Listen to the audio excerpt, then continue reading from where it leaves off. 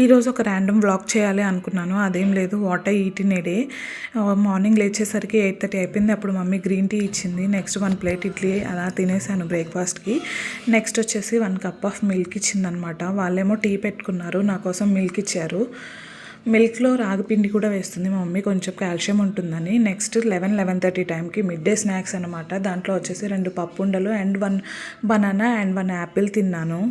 And హ్యాపీగా తిన్న తర్వాత ఒక చిన్న న్యాప్ తర్వాత లంచ్ టైం అయింది. లంచ్ టైంలో వచ్చేసి చామదుంపల కర్రీ, రసము, మజ్జిగ అనమాట. ఈ మూడింటితోటి అలా లంచ్ అయిపోయింది. నెక్స్ట్ అలా రెస్ట్ తీసుకుంటుంటే కొంచెం టైంలో మమ్మీ ఈవినింగ్ టైం స్నాక్స్ పాయసం చేసి ఇచ్చిందనమాట. దాన్ని తినేసాను.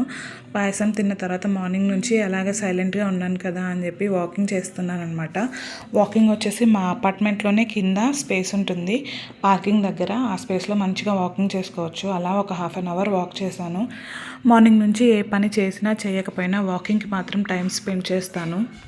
అలా వాకింగ్కి కొంచెం టైం స్పెండ్ చేయడం నాకు చాలా ఇష్టమైన పని అనమాట. ఎందుకంటే వాక్ చేస్తున్నప్పుడు ఆ ప్లెజెంట్ ఈవినింగ్ని ఎంజాయ్ చేయడం నాకు చాలా ఇష్టము. ఆ టైంలో మనకు కావాల్సింది ఆలోచించవచ్చు అండ్ మనం ఫ్యూచర్లో ఏం చేయాలనుకున్న డెసిషన్స్ తీసుకునే టైం అనమాట. ఈవినింగ్ ఖచ్చితంగా ఆ టైం నా కోసం నేను స్పెండ్ చేసుకుంటాను.